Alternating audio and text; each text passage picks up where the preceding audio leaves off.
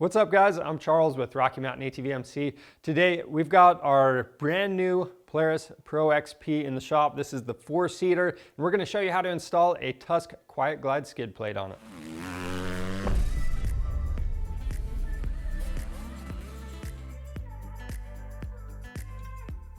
If you own a Polaris Pro XP, then you know what kind of driving you're doing. Typically it's faster and more aggressive, and the stock skid plate, it would be okay, but it's kind of flimsy. So you definitely want to upgrade to something more durable to protect your investment. That's why we're installing our Tusk Quiet-Glide Skid Plate today. Now this thing is made out of 3/8 inch thick UHMW. It's super durable, and just like the name suggests, it quietly glides over obstacles, unlike an aluminum skid plate that is louder and it's going to kind of hang up on there too. So one other great thing about this is all the hardware is countersunk, so you're not going to have to worry about that. And you also have cutouts for your grease points and your oil change spot. So with all that being said, the install process is straightforward. So let's go ahead and get started. To do this job, you're going to need some common hand tools and safety glasses. The kit does come with a tap and drill bit. You're also going to want to have a jigsaw, some masking tape, a hammer and a punch. We have some oil for that drill bit to keep it from getting dull. You're also going to want to have a 13 and 10 millimeter socket, a T40 Torx bit, 5 millimeter Allen, and a torque wrench. To start out, you want to raise your machine off the ground. Machine ramps are a great way to do that. Just make sure whatever you do, your machine is securely supported. Now, for us, we tipped our machine on the side. You do not have to do this, and we do not recommend it. This is just to better show the process. So with that being said, the first step we need to take is removing the stock skid plate. So there's 3 different pieces. You're going to use a 10 millimeter socket and T40 Torx bit to remove all of the hardware. Now keep in mind, as we start with this front section, we're going to set this aside because we're cutting 2 pieces off of it to use in a later step. The new skid plate comes with all new hardware, but it's not a bad idea to keep this around just in case you need some spares.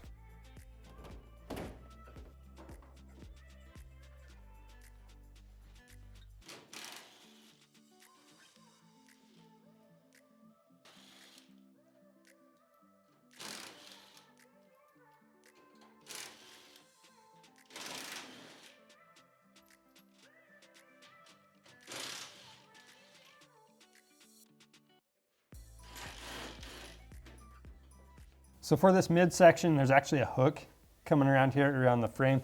So we're going to slide the whole thing back and pull it down on this side and the other side.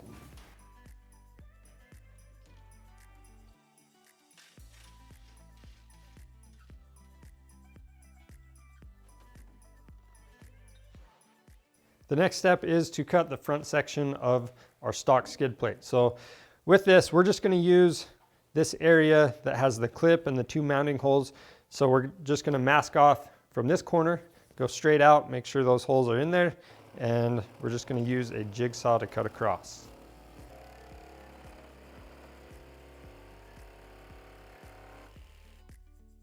Now just keep in mind, this doesn't have to be perfect. The new skid plate is going to cover most of it.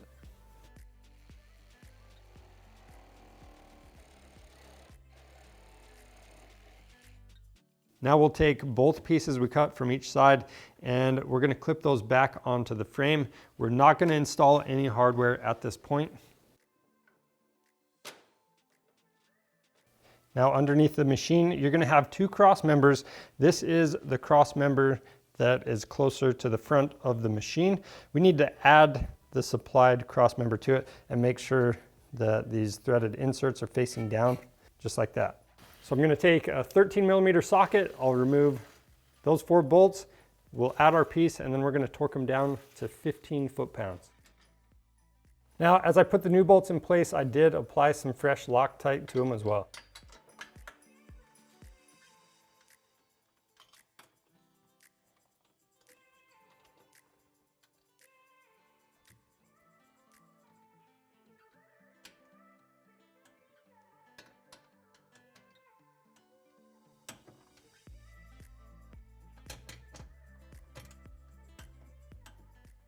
For installation, we're starting on the rear section of the skid plate. We've got 5 mounting locations that we're going to worry about right now. So here, here, here, and then these 2. The front 3 will be hardware group A, and the back 2 will be hardware group F. And then these last 2 spots, you're gonna have the square spacers. It's gonna go on the back side of each of those mounting locations, but we're gonna start with these first 3 holes.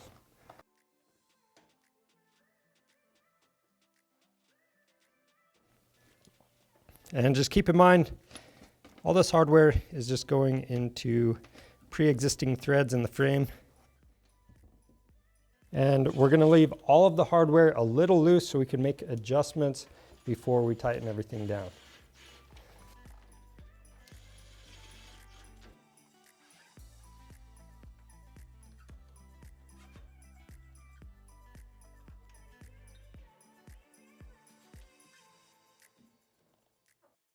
Now for the rear middle section, I actually had somebody help me hold this in place, and I got this middle bolt started. This is hardware group A. You're gonna have 4 more of hardware group A. So we're gonna go just 1 behind that and 1 in front of that as well.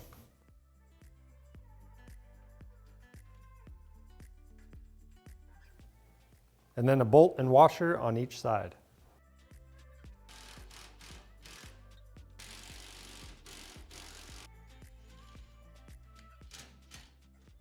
The next step applies to both trailing arm mounts. So we have our M8 nut plate.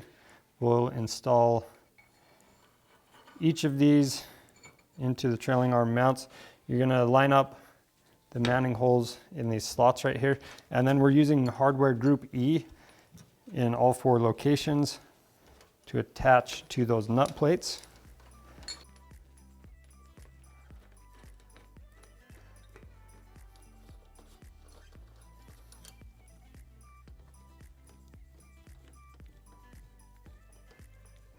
For the front middle section, hardware group A will be in these 3 locations.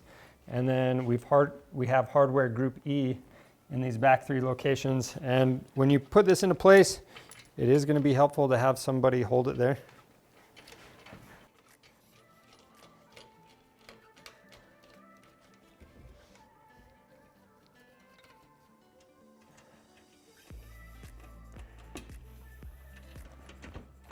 So the next step is to center up the 3 sections we just installed, and then we're going to tighten down all of the existing hardware. As you do that, make sure this front section fits on here good, and make sure that it's centered up as well.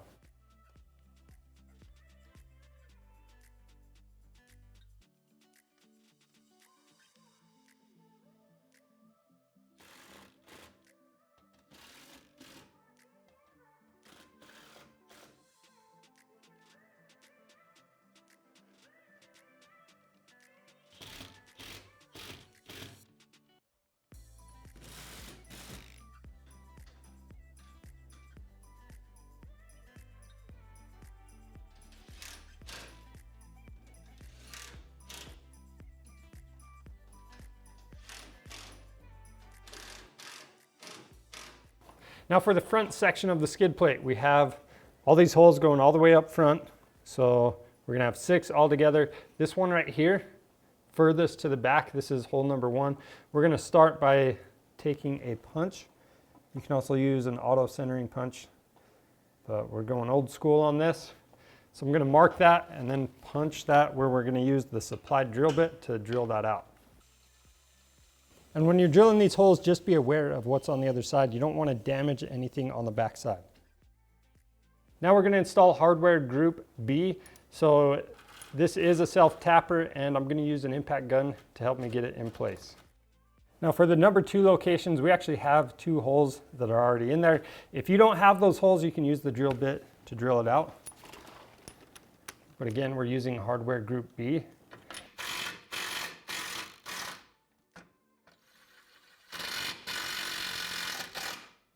After that, we're going to punch and drill the number 3 holes. Just keep in mind, we did center this up once we have all those started. And just keep in mind, as you're drilling, it's a good idea to apply a little bit of penetrating oil or lube to this drill bit as you drill through.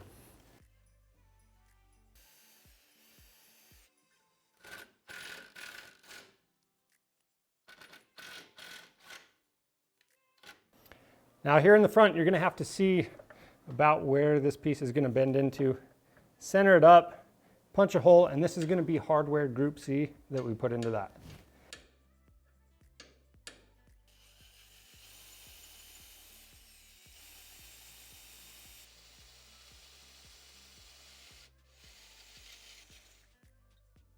Now this hole we drilled, it's through a little bit thicker metal, so we do need to create some threads. We're going to use the tap that came with our hardware to do that. Now when you tap that out, it's a good idea to apply some grease to the tap.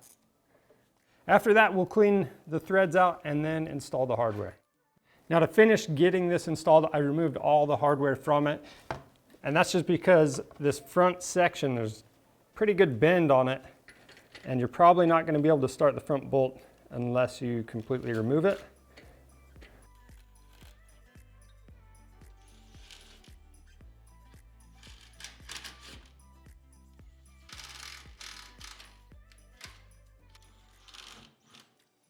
So once you have all that hardware started, we're going to try to center it up side to side and then tighten it all down.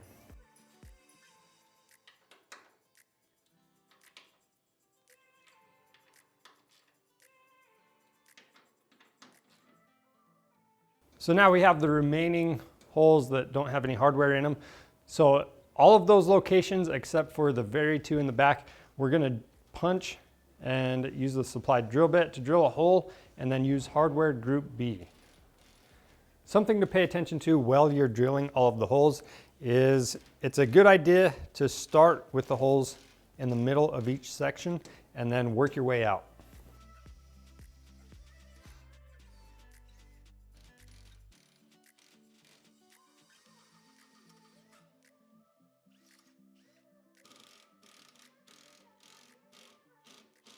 Now moving to the back of the machine, we have two more holes back here.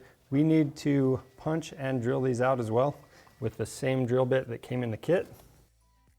Next, we're going to take the UHMW spacer, we'll put it in between the skid plate and our frame, and then we've got hardware Group D on both sides we're going to install.